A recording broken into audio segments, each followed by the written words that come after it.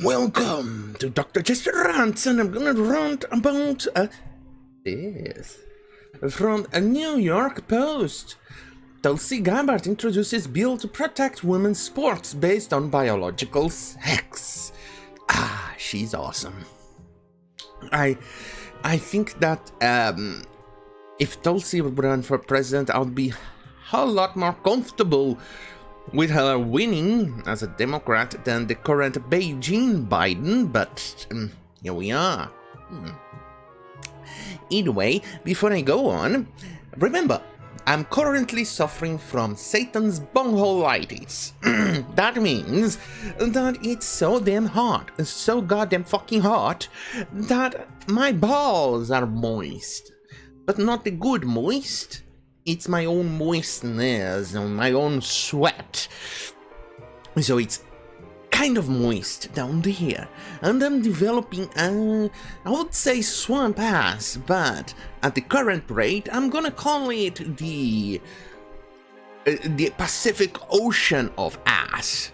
That's how hot it is. So if you hear or feels like out of the microphone sometimes, it's because I've got a fucking fan blasting in the background. So you'll have to apologize to forgive me. Seriously, even the heat is costing me brain cells. How could I forget the word forgive and apologize? Fuck me, right? Fuck me. Either way, you have to forgive my lack of sound quality on that regard. Oh, well, I think that's about it, really. With the status update about my balls, and that's something very important in every single video I make. It's important for you to know how my beautiful balls are doing, the family jewels. The meatballs. Okay, fine, let's go. Representative Tulsi Gabbard, the Democrat Hawaii, and Representative Marquane Mulling from Republicans Oklahoma have introduced a bill to the Congress that would protect women's sports based on participants' biological sex, according to reports. This is good, very, very good and great. Why? No. Before I go on, let me read this paragraph. The Protect Women's Sports Act seeks to clarify that Title IX protections for female athletes are based on biological sex.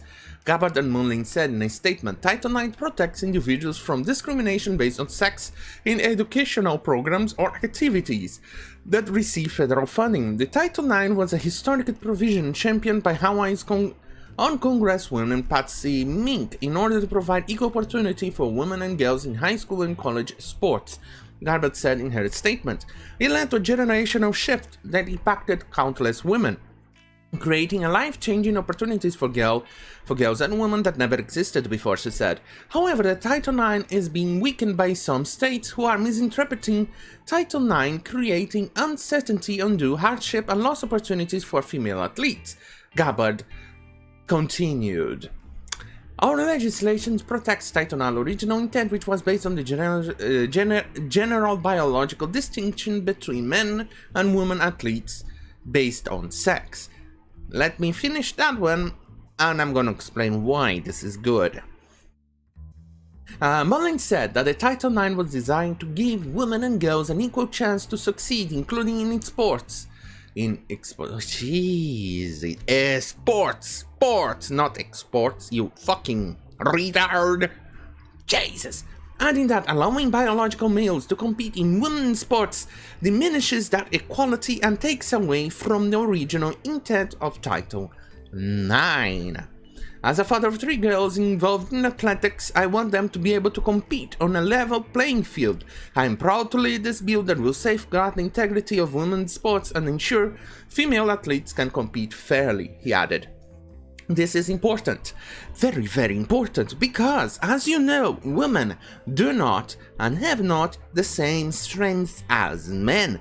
They are generally weaker, they are generally slower, they are generally smaller, and this is okay because women also have strengths in other areas. For instance, they are definitely better at social, they're definitely better at picking things up. We evolved that way. There's no way to excuse it. There's no way to make any difference. My books around here, see those right over there, right under the American flag? This says that I know what shit I'm talking about, especially because women complement men and men complement women.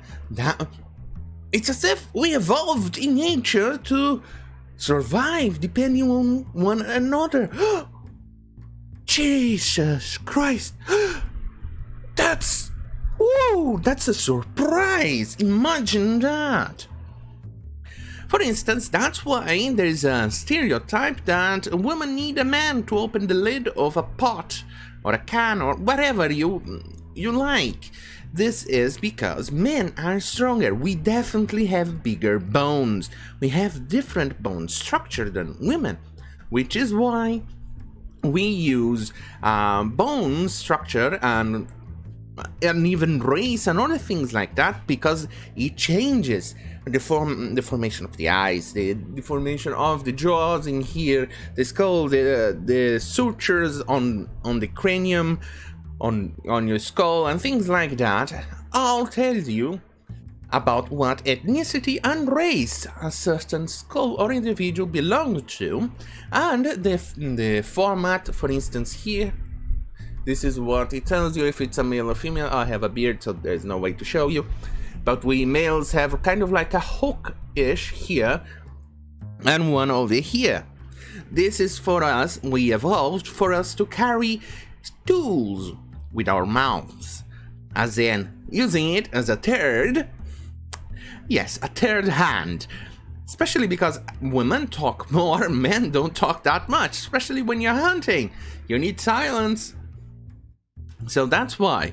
That's one of the reasons. The talking is just me making conjectures. I'm talking about the tool. That's why we evolved those things here, because of the extra muscles. So much so that with our bigger structure, bone structure, we have more muscles and bigger, bulkier muscles than women. Which is why when transgender male, from male to female, who participates in female sports, they almost always have the advantage. They almost always win. Have you tried, for instance, you, a pretty much couch potato out there, try running. See if you can run faster than a woman. Of course you can. The chances are you can run faster than a much more fit female companion you have out there. Why? Because of our muscles. This is evolution. This is a normal. And people are calling her transphobic. These people are utterly retarded. They want to destroy sports. There is a reason why sports are separated by gender between male and female. That's the fucking reason. Imagine if you put male and female together and participated in sports and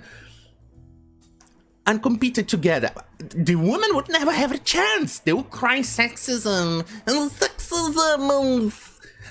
Because they stand no chance to win against a male, especially one in an Olympic sport, for instance, which they have trained and conditioned their body to survive much longer physical exertions and things like that in comparison to a woman who did the same process. They'll stand no chance. But here, it's obviously transphobic. To even demand that there's a separation. Look, if you are a transgender male to female, create your own division in sports.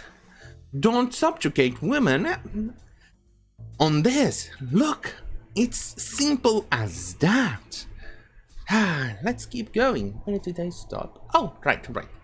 The legislation would prohibit schools from receiving federal funding if they permit a person whose biological sex at birth is male to participate in an athletic program or activity that is designed for women or girls. Exactly. Because they are not as strong as male. They are not as physically powerful as male. I know this is today, in this day and age, with 2020, with the woke politics and the woke shenanigans. That's basically an insult to them, and this is controversial and things like that, which didn't used to be controversial a couple of years ago, but still. I know, but it's what it is. It's science, it's biology. There's no way for you to change that.